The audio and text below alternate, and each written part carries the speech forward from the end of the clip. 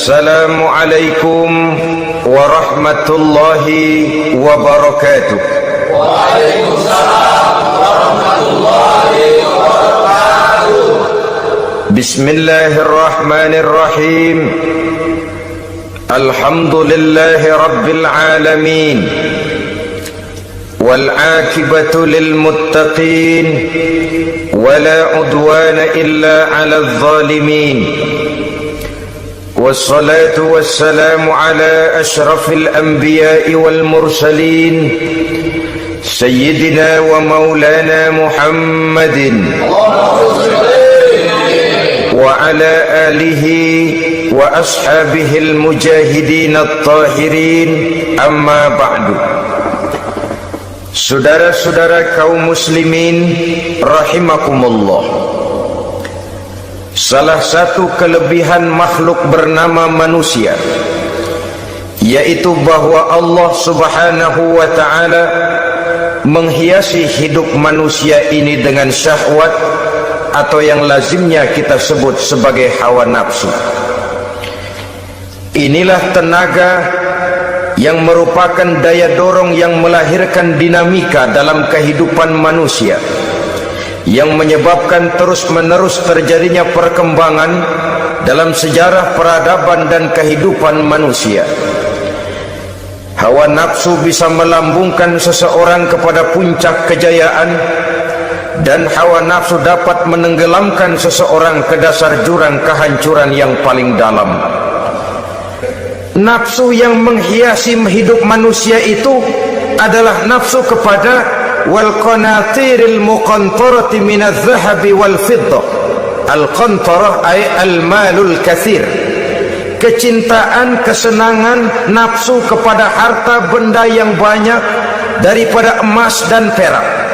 Ini tentu sesuai dengan situasi dan kondisi.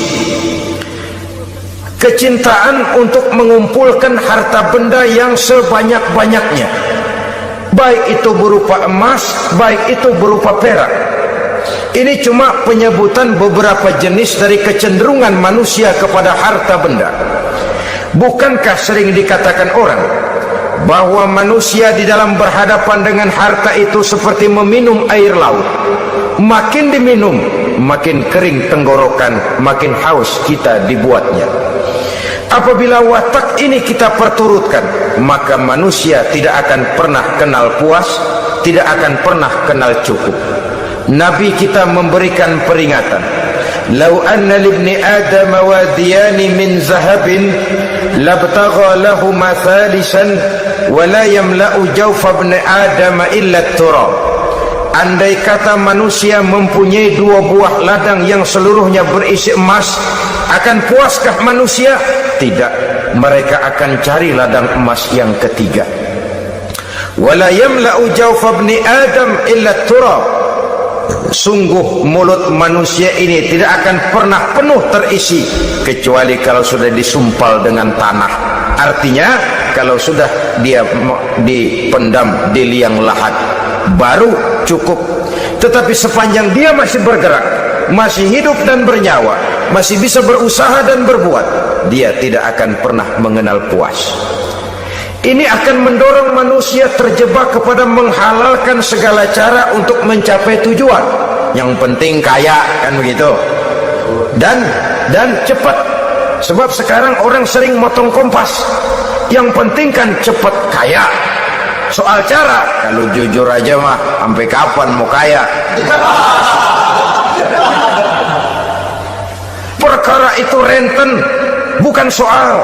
Perkara itu judi, tidak jadi masalah. Perkara itu korupsi, menyangkut hak orang banyak, bukan soal. Yang penting cepat kaya.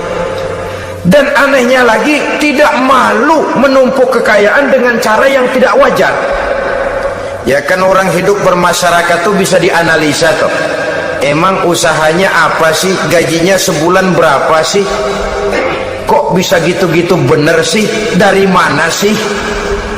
Secara langsung orang tidak berani bertanya, tapi dari mulut ke mulut akhirnya tersebar jadi rahasia umum. Si Ano kan punya Ano, di Ano, Anonya se Ano.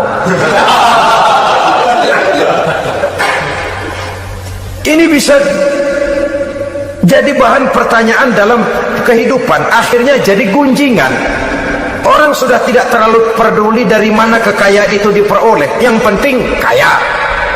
Dengan menghalalkan segala macam cara, terjebaklah ke dalam cara-cara mafia, terjebaklah ke dalam cara-cara yang tidak wajar, tidak bijaksana, memperkuat klik, clean, dengan menghantam yang lain. Saudara-saudara kaum muslimin rahimakumullah, bahwa manusia punya nafsu ingin kaya itu boleh. Agama memberikan tuntunan, memberikan aturan. Tidak hanya sekedar asal kaya, tidak hanya sekedar asal banyak harta. Malahan hadis menyatakan, kalau saudara diberikan umur panjang, pertanyaan akhirat cuma satu kok. Umurmu kau habiskan di mana? Kalau saudara diberikan amanah berupa ilmu pengetahuan, pertanyaan akhirat juga cuma satu kok. Ilmumu kau amalkan untuk apa? Tapi kalau kita diberikan amanah berupa harta benda, pertanyaan akhirat itu dua. Min aina iktasabahu wa fima anfaqahu. Dari mana hartamu kau dapat, kemana hartamu kau belanjakan. Dari mananya ditanya, kemananya juga ditanya, depan belakang ditanya. Dan kalau mempergunakan harta untuk kesenangan syahwat, orang berani bukan main. Tapi kalau untuk kepentingan agama, yang hakikatnya untuk kepentingan dirinya sendiri, berat, seperti nyabut bambu dari ujung. Orang kalau menyumbang masjid 100.000, itu kan zohirnya memberikan panitia masjid, tapi hakikatnya kan dia nabung buat dirinya sendiri. Seolah-olah dia cuma berkata, Pak, tolong saya titip 100.000, ini untuk kepentingan saya di akhirat nanti. Silakan uangnya mau dibelikan semen, pasir, kaca, pintu, jendela, silakan. Saya cuma titip, ini untuk saya di akhirat nanti. 100.000 Pak. Zohirnya dia memberikan kepada panitia masjid, madrasah, pesantren, yatim piatu. Hakikatnya dia nabung buat dirinya sendiri di akhirat. Malah tabungan ini bukan SDSB namanya, SDBS. Sumbangan dana berhadiah surga, itu SDBS. Sekarang orang mengejar SDSB, lalu berat mengejar SDBS, sumbangan dana yang berhadiah surga langsung dari Allah subhanahu wa ta'ala. Coba kalau dia main golf, sewa lapangan golf itu 400-500 ribu sebulan, paling 4-5 kali main. Beli stick golfnya saja sampai jutaan. Datang panitia pembangunan masjid 100.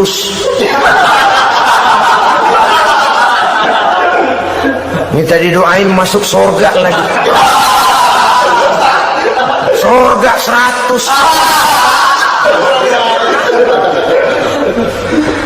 Saudara-saudara kaum muslimin rahimakumullah, kecintaan kepada harta benda yang banyak, baik berupa emas, berupa perak, mendorong orang untuk berlomba-lomba yang Allah peringatkan dalam Al-Quran, alhaakumut takatsur hatta zurtumul maqabir.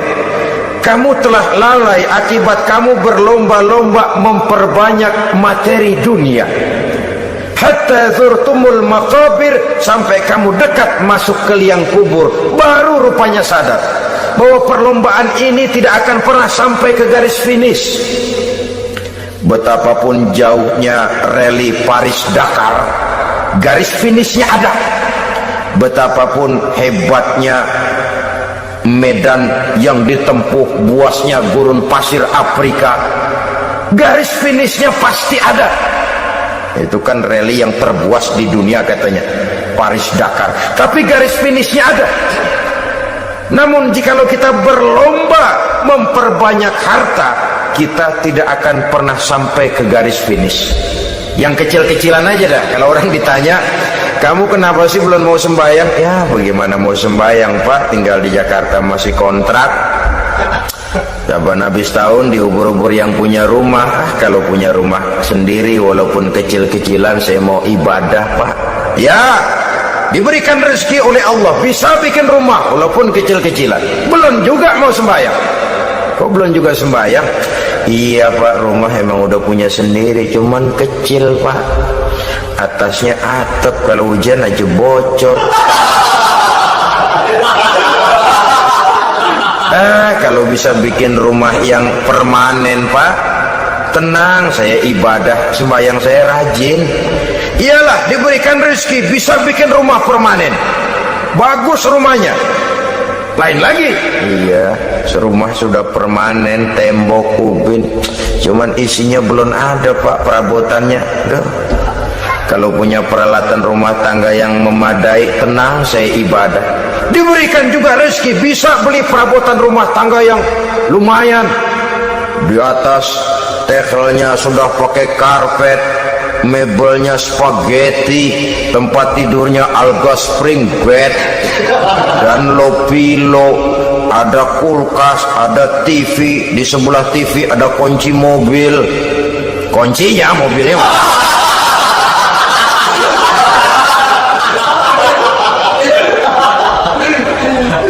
Bagaimana? Sekarang sudah cukup perabotan? Perabotan sudah ada Pak, cuman kendaraan belum punya ini. Kemana-mana masih ngukur jalanan aja. Kalau punya kendaraan enak, kemana-mana cepet Pak, mau ke masjid juga getap dah, rajin. Diberikan rezeki bisa beli kendaraan, lain lagi nanti. Sudah punya sepeda, pengen punya motor, kepengen punya mobil, kepengen punya pesawat terbang, pengen punya kapal induk. Sudah punya kebun, pengen beli sawah, sudah punya sawah, pengen punya gunung, sudah punya gunung, laut diborong. Perlombaan materi tidak akan pernah membawa kita ke garis finish, karena sifatnya sangat abstrak, bahkan akan mendorong kita seperti gurita, cenderung kepada penyakit tamak bin rakus alias serakah. Dengan demikian saudara-saudara, bahwa kecintaan kepada harta merupakan nafsu, dan nafsu itu adalah perhiasan. Dia bisa menjadi daya dorong positif. Kalau dalam upaya memperoleh harta itu kita tidak akan keluar dari tujuan keridhaan Allah. Saya cari nafkah tapi yang Allah ridho. Saya ingin kaya tapi dengan cara yang Allah ridho. Ini kunci yang akan menyelamatkan kita manusia dari perangkap menghalalkan segala cara. Ini yang ketiga. Yang keempat, dihiasi manusia itu dengan nafsu kepada wal khailil musawwamah, kuda yang bagus, kendaraan yang bagus, kuda yang terpelihara. Al-musawwamah ada yang mentafsirkan ar-ra'iyah. Ar-ra'iyah itu yang digembalai, binatang ternak, kuda yang digembalai atau kuda yang diikat. Artinya kalau dulu kan yang namanya tuan-tuan tanah itu baru dibilang bejeger kalau kemana-mana naik kuda. Jet set zaman dulu itu udah kelompok jet set itu kendaraan. Kalau sekarang baby benda, dulu mah kuda band.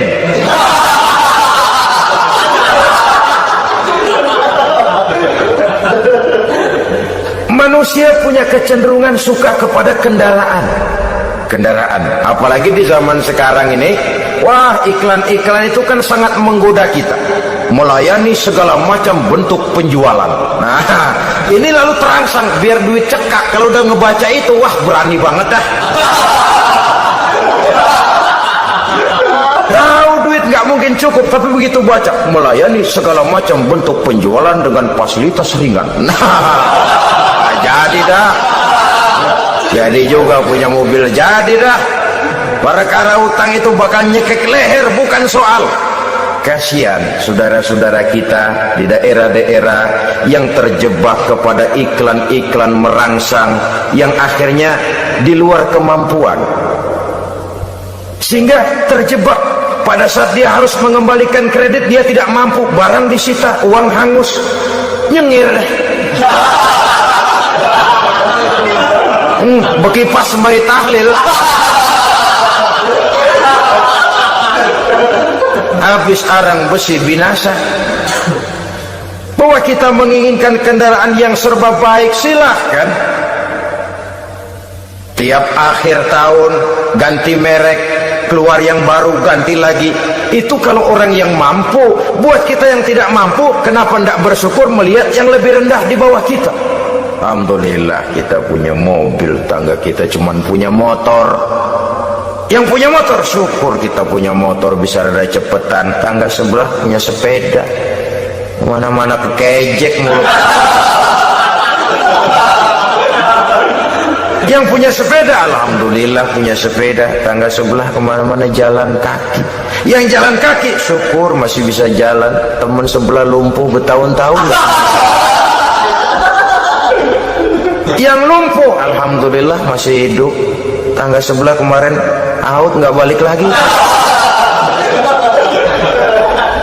Saudara-saudara, saya pikir menengok ke atas itu perlu supaya ada rangsangan kita untuk maju. Tapi menengok ke bawah pun juga lebih perlu agar kita mensyukuri yang ada dan tidak suudzon, tidak buruk sangka kepada Allah. Apa yang diberikan Allah kepada kita sekarang ini, itulah yang terbaik menurut Allah untuk kita. Saudara-saudara kaum muslimin rahimakumullah, dahulu ada seorang pemuda, matanya buta. Dia mengeluh, ya Allah, kenapa saya dilahirkan dalam keadaan buta? Apa dosa saya? Apa salah saya? Andai kata saya tidak buta, saya melihat keindahan alam ini, saya lebih akan bersyukur kepadamu ya Allah. Nah sudah, dia berburuk sangka kepada Allah. Satu hari, ini Raja Baduy di pedalaman mengerahkan tentaranya menculik anak-anak muda. Ini Raja Baduy ini kanibal, artinya suka makan daging manusia. Anak-anak muda ini diculik. Yang masih muda-muda ya, kalau kambing muda itu kan di sop rada sedap. Rupanya ini Raja kanibal ini begitu. Anak-anak muda termasuk ya pemuda yang buta tadi itu kena culik.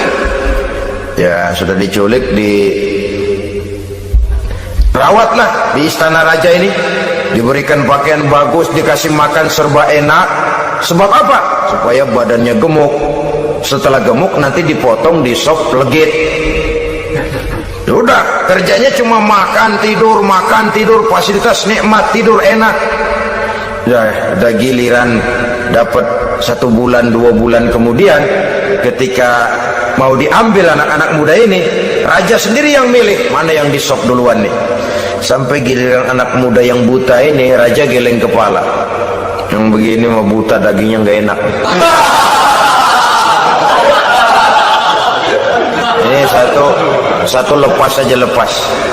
Saya mau makan daging orang buta, lepas saja. Pulang ini anak muda, batinnya bersyukur, sujud syukur, ya Allah, katanya, untung saya buta. Coba kalau saya nggak buta, udah habis saya di sop. 2 bulan yang lalu dia mengeluh, ya Allah, kenapa saya dilahirkan dalam keadaan buta? Sekarang dalam pulang ke rumah, perjalanan menuju ke rumah, dia berkata, alhamdulillah, andai kata saya tidak buta, habis badan saya di sop oleh raja yang kanibal tadi itu. Saudara-saudara kaum muslimin rahimakumullah, jadi dengan demikian pola hidup yang konsumtif sesungguhnya sangat tidak mendidik apabila dilatar belakangi oleh kemampuan yang tidak menunjang. Dengan demikian setidaknya mendidik orang untuk berkhayal. Anak-anak muda sama merek mobil ngerti banget dah, punya kagak? Ini BMW model terakhir nih. Nih kemarin gue ngeliat di sana, gue megang rame.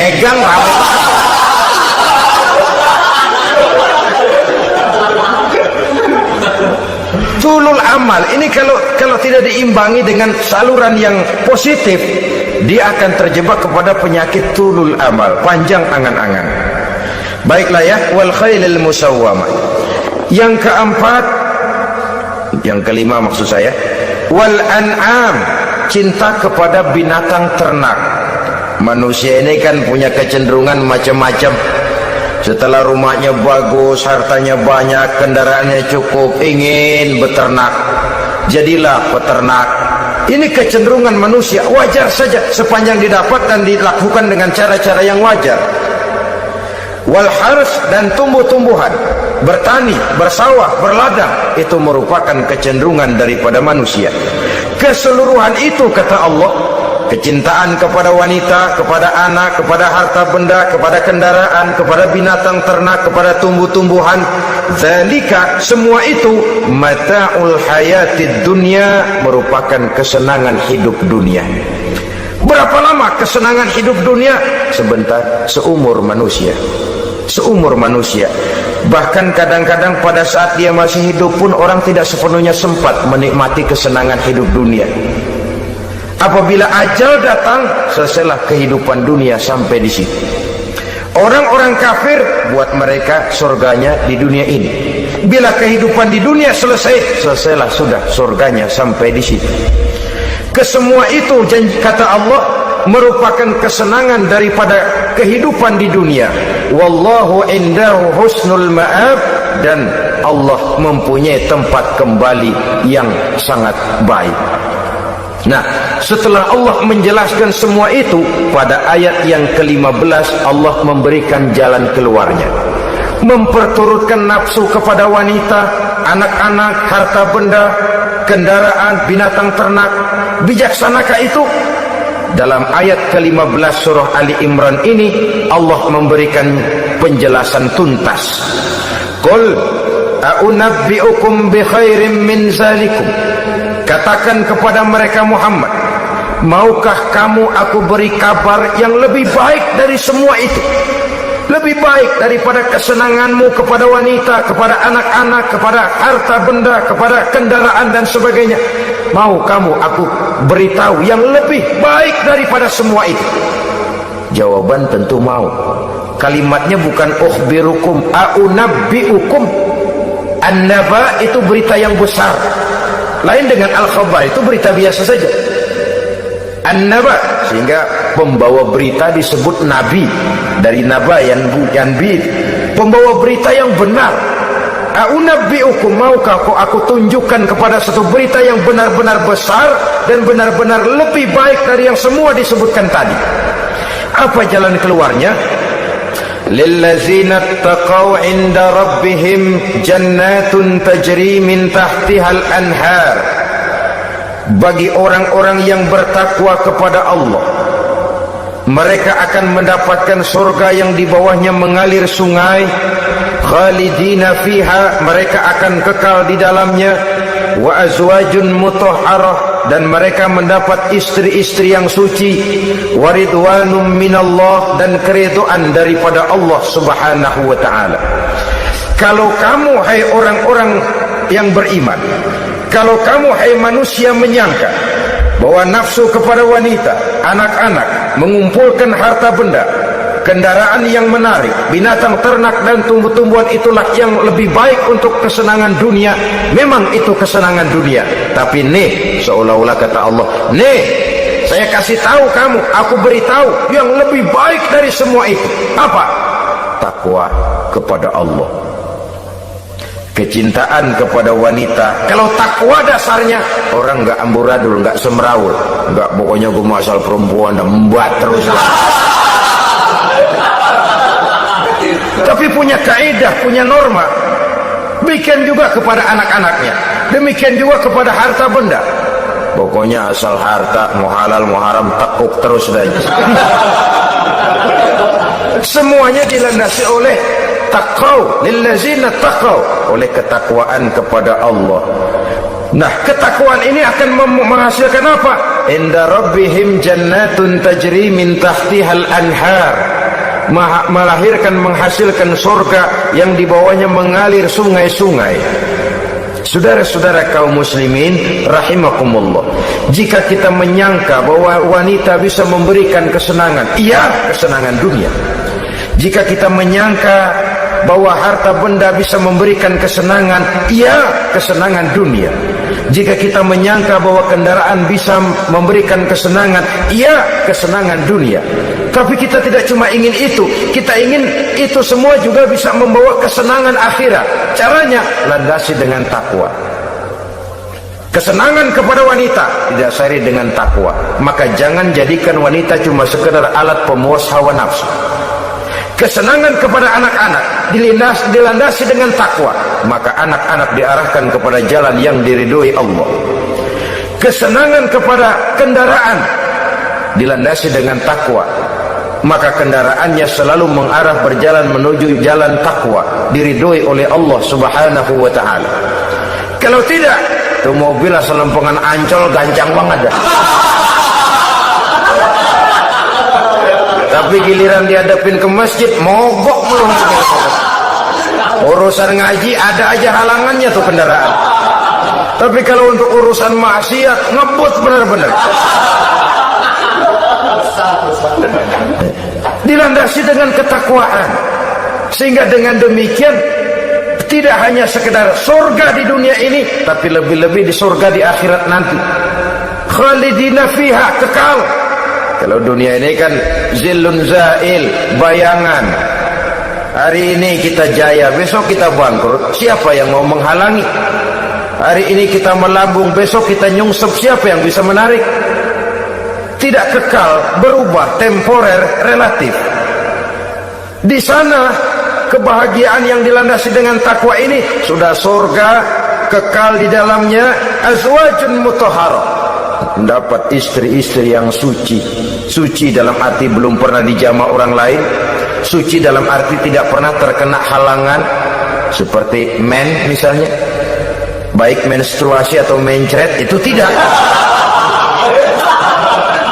Azwajun mutahharah. Konon makna mutahharah ini ya artinya juga bisa selalu gadis, bidadari itu, selalu perawan, tidak pernah janda, walaupun tiap hari dipakai, perawan terus. Dan yang lebih penting, waridwanum minallah, mendapat ridho dari Allah Subhanahu wa taala. Jadi hawa nafsu dengan motivasi takwa, itulah sesungguhnya yang dikehendaki oleh Ali Imran ayat 14 dan 15 ini. Dengan demikian, manusia dengan ketakwaannya mengendalikan hawa nafsu, dan bukan malah dikendalikan oleh hawa nafsunya. Pada surah Ali Imran ayat 14, Allah Subhanahu wa taala berfirman, A'udzu billahi minasyaitonir rajim.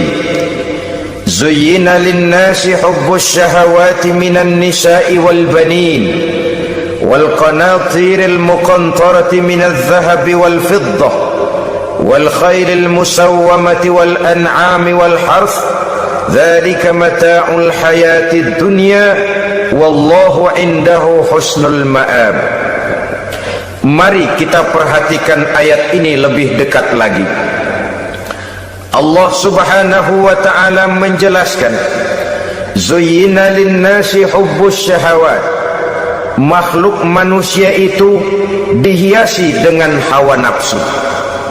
Dengan kata lain, hawa nafsu adalah perhiasan. Manusia tanpa hawa nafsu sama saja dengan orang yang tidak berhias, monoton, tidak mempunyai perkembangan dalam gerak kehidupannya.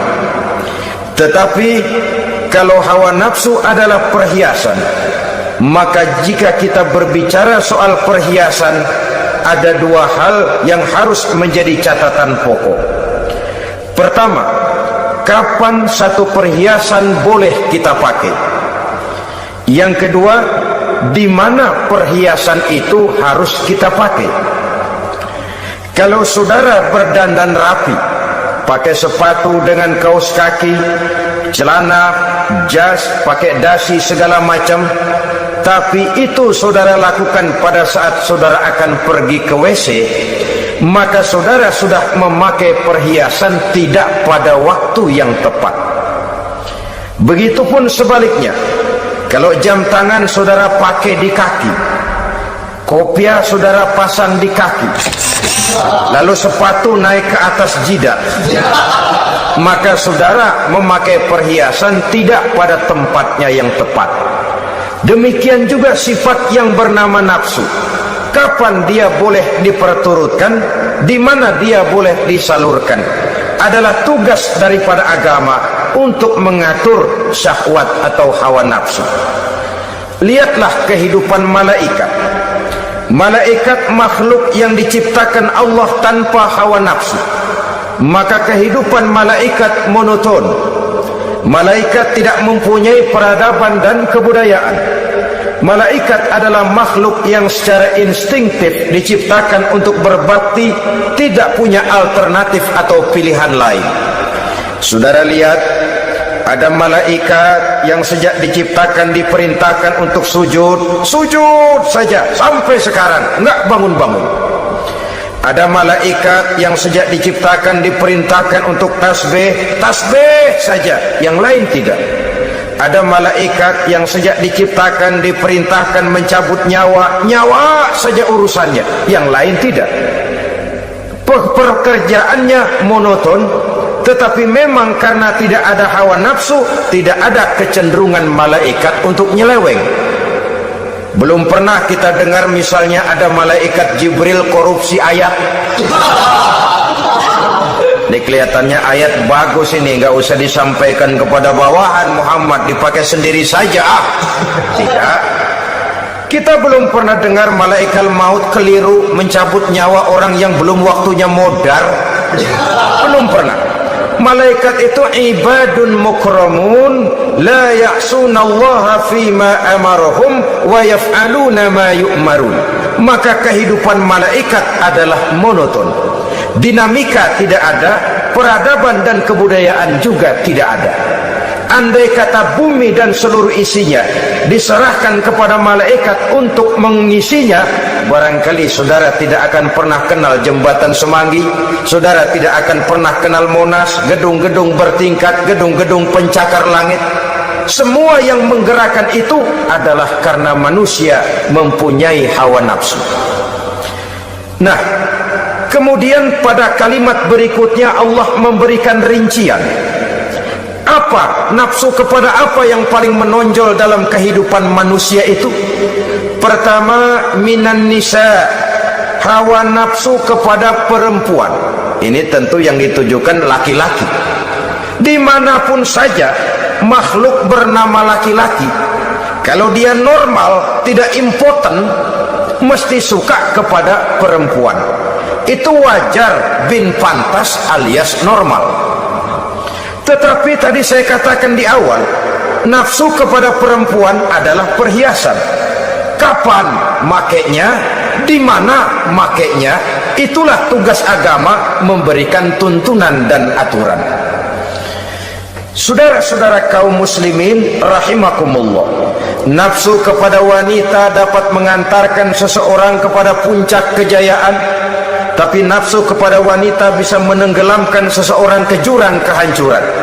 Bergantung kepada latar belakang apa yang mendorong timbulnya syahwat tadi. Dengan kata lain, motivasi syahwat tadi digerakkan oleh iman dan ketakwaan, atau semata-mata karena memang syahwat yang merupakan kendaraan iblis. Penyelewengan pertama yang terjadi dalam sejarah kehidupan manusia adalah penyelewengan yang dilakukan oleh Nabi Adam alaihi salam pada saat ia memetik buah khuldi. Kenapa itu dilakukan oleh Nabi Adam? Karena terdorong oleh rasa sayang dan cinta kepada istrinya Hawa. Sebenarnya Hawa lah yang merajuk, Siti Hawa lah yang membujuk, dan Nabi Adam oleh karena syahwatnya kepada istrinya memperturutkan bujukan Siti Hawa itu. Peristiwa Nabi Adam ribuan tahun yang lalu akan terus relevan sampai ke zaman kita sekarang ini. Berapa banyak orang-orang yang karena terlalu ingin menyenangkan istrinya, lalu tidak segan-segan melakukan perbuatan-perbuatan yang menyimpang, baik itu merugikan orang lain, merugikan masyarakat, bahkan merugikan bangsa dan negaranya. Seorang pedagang tidak akan segan-segan menipu, sebaliknya pun begitu. Tidak jarang wanita di dalam kelemahannya bisa menenggelamkan dunia. Seorang suami yang jujur, polos, lugu, sederhana bisa jadi koruptor ulung karena didorong-dorong oleh istrinya. Istrinya barangkali bisa saja dibakar-bakar oleh tetangganya. Suaminya jujur, sederhana, kepala bagian, tempatnya basah tapi melarat. Istri rupanya tidak sabar melihat gaya hidup yang makin konsumtif, persaingan yang makin tajam. Suaminya dikipas-kipasin. Kata istrinya, bang, tetangga sebelah kita lakinya pegawai kecil, bang, tapi gelangnya kayak pelek beca. Abang ini kepala bagian tidak bisa membelikan saya macam itu, percuma lah. Kata suaminya, ya bagaimana bu, gaji saya cuma segitu-gitunya. Ya namanya kepala bagian, apaan, kayak sahabat dulu.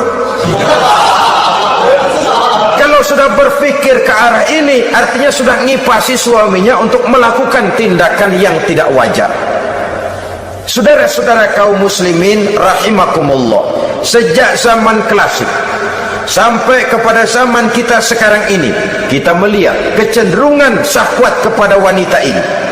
Julius Kaisar yang katanya gagah perkasa ternyata tunduk di bawah kaki Cleopatra.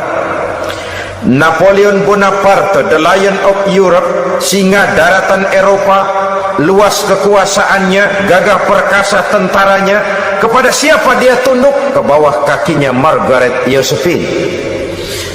Demikianlah di zaman kita sekarang, kita melihat di Jepang betapa Perdana Menteri Uno didesak mengundurkan diri dari jabatan Perdana Menterinya oleh karena terlibat skandal dengan geisha. Kita juga melihat di Amerika betapa Senator Gary Hart dari Partai Demokrat yang masih muda, jenius, diharapkan masa depan Amerika lahir dari tangannya, terpaksa mengundurkan diri dari calon presiden oleh karena terlibat skandal dengan Donna Rice. Kita juga menyaksikan betapa parlemen dan kabinet di Inggris sempat geger oleh karena skandal Pamela Bordes, pelacur kelas kakap yang melanglang buana mencari sasaran-sasaran kakap. Ini adalah kisah kejatuhan yang diakibatkan oleh hubbus syahawat minan nisa. Oleh karenanya benar jika Nabi kita menyatakan an-nisa'u imadul bilad, wanita adalah tiang negara. Jikalau baik wanita, baik negara. Jikalau rusak wanita, hancur negara. Kalau syahwat kepada wanita cuma semata-mata karena syahwat, maka seorang laki-laki akan memandang wanita cuma sekedar alat pemuas hawa nafsu. Nilainya rendah. Sedangkan agama kita mengajarkan ma akraman nisaa illa karimun wa ma ahanan nisaa illa laimun, kata Nabi. Tidak akan menghormati kaum wanita kecuali orang-orang yang terhormat, dan tidak akan merendahkan derajat kaum wanita kecuali memang orang-orang yang rendah moralnya. Dengan kata lain, apabila syahwat minan nisa ini dilandasi dengan semangat iman dan ketakwaan, maka kehidupan Rasulullah sallallahu alaihi wasallam sungguh menjadi figur dan contoh dalam kehidupan kita. Perkawinannya bukan karena wajah yang cantik semata-mata, tapi lebih merupakan nilai ibadah kepada Allah Subhanahu wa taala. Dengan demikian, kecenderungan kepada hubbus syahawat minan nisa dikontrol oleh nilai iman. Barometernya, tolok ukurnya adalah iman. Di zaman sekarang banyak kasus kawin campur yang pada akhirnya akan membingungkan kita sendiri. Padahal Al-Quran secara jelas dan tegas memberikan bimbingan. Orang itu kalau sudah, kata Imam Syafi'i, wa ainur ridha an kulli aibin kalilatun kama anna aina sukhti tubdil masawiya. Mata kalau dibalut cinta dia buta terhadap nista, tapi mata kalau dibalut benci hanya melihat yang keji-keji saja. Biasanya cinta kepada wanita memang bisa menimbulkan dorongan yang positif, tapi juga bisa membuat seseorang buta sama sekali. Dorongan yang positif paling kurang dari segi penampilan. Coba lihat lelaki kalau lagi demen perempuan, lenjeh banget kan? Sisiran rambutnya rapi, teriskaan bajunya lancip, sepatunya mengkilat, kantong celananya tebel, perkara anduk isinya bukan soal. Yang penting kan gaya. Lalu dinamis, kreativitasnya ada saja timbul. Tapi pada sisi lain, jika orang sudah kehilangan pertimbangan, juga kadang-kadang tidak segan-segan mengorbankan akidah, mengorbankan nilai-nilai iman. Padahal ini taruhan utama, sampai Quran dengan tegas memberikan peringatan. Wala amatun mu'minatun khairun min musyrikatin walau a'jabatkum. Perempuan budak yang hitam legam kalau beriman itu lebih baik untuk dinikahi daripada wanita cantik kulit kuning langsat tapi musyrik. Lebih baik budak yang hitam legam beriman daripada wanita cantik berkulit kuning langsat berhati bangsat. Tapi kita kadang kehilangan pertimbangan karena agama, karena cinta agama digadaikan, karena cinta akidah terjual, karena cinta keyakinan jadi korban. Ini semua penyakit yang datang dari hubbus syahawat minan nisa, kecenderungan mengumbar nafsu kepada perempuan. Ini memang perhiasan, tapi bisa juga jadi bumerang dalam kehidupan manusia. Berapa banyak penyelewengan terjadi karena pengaruh wanita yang tidak bisa jadi bisa. Ini pengaruh di dalam kehidupan memang sedemikian besarnya, sehingga saudara-saudara kaum muslimin, inilah yang perlu dikendalikan dalam kehidupan, kapan dan di mana. Kalau nafsu adalah perhiasan, kapan dan di mana perhiasan itu harus kita pakai, di mana dia harus kita tempatkan. Begitu juga yang menyangkut soal perempuan. Kapan? Ya kapan? Tentu kalau sudah nikah. Di mana? Yang jelas bukan di depan umum.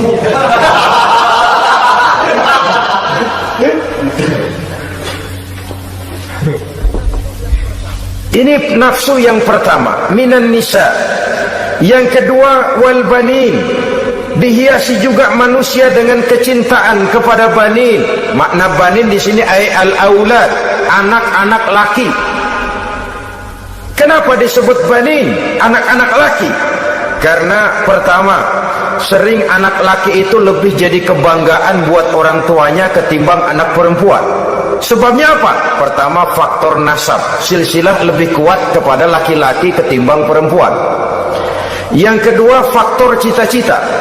Orang tua kalau punya anak laki-laki, cita-citanya panjang. Nak, kau nanti jadi dokter ya, nak jadi insinyur ya, nak jadi pilot ya, nak jadi pengusaha ya, nak jadi presiden ya. Tapi kalau dia punya anak perempuan, paling ya nak, mudah-mudahan nanti kamu dapat jodoh orang baik nak, dapat jodoh orang soleh.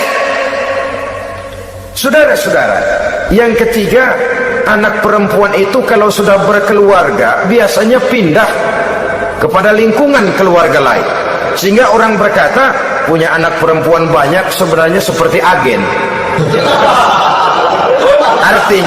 Artinya ada yang mau bawa, kan begitu. Ada yang minta ambil, ada yang berminat buntel. Paling dia nengokin orang tuanya ya lebaran. Ya syukur kalau sebulan sekali atau seminggu sekali, tapi minimnya kan lebaran. Dengan demikian dari garis nasab ini lebih kuat al-banin ketimbang al-banat. Manusia dihiasi dengan kecintaan kepada anak-anak. Sering karena terlalu cinta kepada anak, kita menjerumuskan anak. Terlalu sayang kepada anak, segala maunya kita perturutkan tanpa kendali dan kendala. Akhirnya sifat yang demikian itu malah mendorong anak untuk manja, tidak percaya kepada kemampuan yang dimilikinya, selalu mengandalkan kepada kebesaran, kemampuan daripada orang-orang yang dibanggakannya itu. Dan dalam kondisi demikian, kedewasaan dan tanggung jawabnya akan lambat berkembang. Maka Allah Subhanahu wa ta'ala memperingatkan bahwa harta dan anak bisa menjadi fitnah. Dalam ayat lain Allah juga memperingatkan, ya ayyuhallazina amanu la tulhikum amwalukum wa auladukum an zikrillah. Wahai orang-orang yang beriman, jangan sampai hartamu dan anak-anakmu memalingkan kamu daripada mengingat Allah. Jangan sampai kesibukanmu kepada anak dan harta benda menyebabkan kamu sampai lupa mengingat Allah Subhanahu wa ta'ala. Berapa banyak manusia yang tenggelam dengan melupakan Allah, jauh dari agama, jauh dari tuntunan syariat, oleh karena disibukkan oleh persoalan anak dan persoalan harta benda.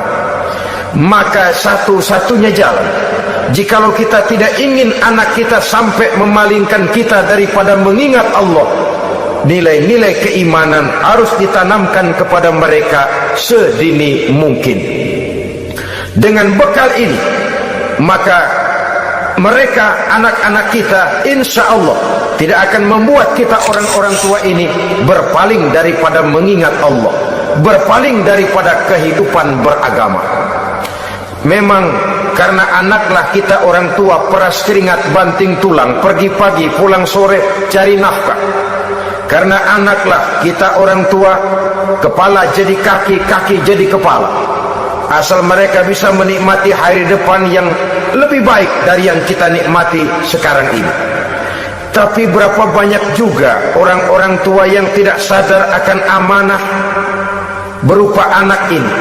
Mereka lalai, mereka bersikap masa bodoh, padahal tidak akan ada yang tidak dipertanggungjawabkan di hadapan Allah Subhanahu wa ta'ala. Orang tua bisa mendapat pensiunan pahala kalau anaknya tumbuh menjadi anak yang soleh. Tetapi orang tua pun bisa saja masuk neraka karena anaknya menjadi anak yang kurang ajar dan orang tuanya sama sekali tidak pernah memberikan pendidikan yang sebagaimana mestinya. Saudara-saudara kaum muslimin rahimakumullah, kita tentu berharap memperoleh pensiunan pahala dan bukan mendapat tambahan dosa dari kekurang ajaran anak-anak kita akibat kita sebagai orang tuanya tidak pernah mau mendidik mereka. Dalam hadis ada diriwayatkan, ada anak kurang ajar, sembahyang tidak, puasa ibadah tidak, kenal Allah tidak, beriman pun tidak, dosa kelewat banyak, kejahatan berkarat. Di akhirat nanti disidang dia, ditanya, kamu kenal siapa Tuhanmu? Tidak. Kamu tahu siapa nabimu? Tidak. Kitab sucimu apa? Tidak tahu. Kiblatmu di mana? Tidak ada. Kamu sholat? Tidak pernah. Kamu puasa? Tidak pernah. Wah, kalau begitu kamu rusak sekali, kamu neraka. Anak ini mengajukan protes. Saya menuntut keadilan. Benar saya tidak kenal siapa Tuhan saya. Saya tidak tahu apa kitab suci saya. Saya tidak pernah mendirikan sholat, tidak pernah melaksanakan puasa. Pendeknya tidak ibadah dan tidak iman. Tapi semua itu terjadi sebab-sebabnya tidak lain karena orang tua saya tidak pernah mendidik dan mengajarkan saya. Orang tua saya tidak pernah mengarahkan saya ke jalan itu. Sampailah saya seperti keadaan yang sekarang ini. Orang tua saya enak-enakan ngaji, saya teler diantepin aja. Orang tua saya memegang kitab, saya megang botol. Dia tahu, dia diam saja. Dia tahu dan dia tidak memberikan peringatan. Karena orang tua saya lah, maka saya jadi seperti sekarang ini. Kalau saya harus masuk ke dalam neraka, saya menuntut keadilan agar orang tua saya juga ikut bersama saya gabung ke dalam neraka. Orang tuanya yang baik-baik dipanggil, sudah mau berangkat ke surga nih orang tua, dipanggil, "Ntar dulu mas, sini dulu." Mau kemana? Gancang banget. Surga pak, nanti dulu urusan belum beres. Ini benar anakmu ini. Dilihat anaknya, iya anak saya ini. Waktu di dunia nggak pernah diajarin ngaji, nggak pernah. Sampai dia nggak kenal Tuhannya, nggak kenal nabinya, nggak kenal kiblatnya, nggak kenal kitabnya. Iya. Dia sembahyang, kamu diam, dia nggak sholat, kamu diamin aja. Iya kali. Kenapa pakai kali? Yang benar ngomong mas. Ramadan dia nggak puasa, kamu nggak tegur, kamu diam saja. Iya. Wah, kamu nggak tanggung jawab. Kamu tahu anak itu adalah amanah. Menyia-nyiakan amanah adalah khianat. Khianat adalah dosa besar. Jadi bagaimana saya? Ya kamu gabung sama anakmu, join ke neraka berdua bareng. Lantaran kamu tidak mau mendidik mereka, anak-anakmu, maka jadilah anak-anakmu seperti sekarang ini. Saudara-saudara kaum muslimin rahimakumullah. Sebaliknya, jikalau anak-anak kita yang kita cintai ini, yang merupakan buah hati belahan jantung, tumbuh dan berkembang menjadi anak-anak yang soleh, yang bermanfaat bagi masyarakatnya, bagi agama, bangsa dan negaranya, kita orang tuanya bolehlah tentram menerima pensiunan pahala. Menerima pensiunan pahala dari kesolehan anak yang ditinggalkannya. Alangkah nikmatnya mendapat pensiunan pahala. Terbaring kita di bawah pohon kemboja, nilai kebaikan kita dikenal orang, nama kita akan tetap hidup. Oleh karena kita meninggalkan anak-anak yang tumbuh menjadi generasi yang soleh, bukan anak yang salah. Oleh karenanya, kecintaan kepada anak jangan sampai membuat kita lalai dari mengarahkan mereka kepada kehidupan beragama. Di zaman sekarang ini, kecenderungan kita mengarahkan anak pun sudah kepada kecenderungan yang berbau materialistis. Maka yang ramai bagaimana anak bisa mengejar program MBA, Master of Business Administration, supaya keluar bisa jadi manajer. Bagaimana anak lalu kursus komputer, supaya keluar menjadi tenaga yang canggih di bidang komputer. Ya, kalau dia perempuan cantik, bagaimana dia bisa masuk Akademi Sekretaris and Management supaya bisa jadi sekretaris? Atau bagaimana dia bisa masuk sekolah nyanyi supaya nanti jadi penyanyi dengan tarik suara, uang lalu mengalir ke dalam kocek jutaan nilainya? Maka yang ramai pun hal-hal yang semacam itu. Dalam pada itu, pengajian, kursus-kursus keagamaan, study club yang membicarakan masalah-masalah agama, ramainya kadang-kadang kalau bulan Ramadan, dianggap training center. Ya lumayan, daripada tidak sama sekali mah lumayan. Tapi dengan demikian ini kan merupakan bagian terpokok dari kehidupan manusia. Alangkah idealnya jika dia mengantongi gelar MBA, Master of Business Administration, tapi punya nilai iman yang tangguh, ahli komputer tapi punya keyakinan beragama yang mantap. Dan ini harus ditanamkan lebih dahulu sebelum dia menguasai disiplin ilmu yang lainnya. Saudara kaum muslimin rahimakumullah, kecintaan kepada anak-anak sering mendorong seseorang untuk menimbulkan sifat nepotisme. Segalanya serba garis keturunan. Sejak ia jalur birokrasi sampai ke dalam kehidupan sehari-hari, nepotisme ini bisa terlihat. Orang kehilangan kondisi objektivitasnya. Mampu atau tidak soal lain, bidangnya atau tidak bukan soal. Yang penting masih ada hubungan keturunan. Maka timbullah tumpang tindih untuk sesuatu pekerjaan yang tidak sesuai dengan kemampuan dan keahliannya. Di desa-desa kita melihat masjid, ketua masjid bapaknya, bendahara anaknya, sekretaris mantunya, Bilal besannya, kolbeduk engkongnya. Pokoknya asal masih ada garis keturunan, masuk, tidak minggir. ini pada akhirnya kurang menciptakan pemerataan kesempatan. Iyalah kalau profesinya, tapi kan jarang yang demikian itu. Kita boleh cinta kepada anak-anak kita, tapi jangan lalu mempergunakan posisi yang kebetulan kita gunakan untuk menempatkan anak-anak kita lebih dari kemampuan yang mereka miliki. Nepotisme yang lahir, sehingga ini bukan saja tidak mendidik, tapi mengakibatkan terjadinya tumpang tindih. Tidak lagi berprinsip the right man on the right job, bahwa orang harus ditempatkan sesuai dengan keahliannya, tapi kita sudah berpikir subjektif, ahli atau tidak ahli, asal masih berbau keturunan, ayo silakan. Nepotisme yang akan lahir. Oleh karenanya, mencintai anak adalah sesuatu yang merupakan perhiasan di dalam kehidupan. Wajar, tetapi harus kita menempatkannya sesuai dengan semestinya. Sehingga dengan demikian seluruh fasilitas yang dimilikinya, baik itu berupa istri, anak, kendaraan, binatang ternak, harta benda, tanam-tanaman, seluruhnya semakin meningkatkan ketakwaannya kepada Allah Subhanahu wa taala. Mudah-mudahan kita bisa mencapai tingkat ini, di mana kita hidup mampu dan sanggup mengendalikan nafsu, bukan malah dikendalikan oleh hawa nafsu. Terima kasih dan mohon maaf. Wassalamualaikum warahmatullahi wabarakatuh. Waalaikumsalam warahmatullahi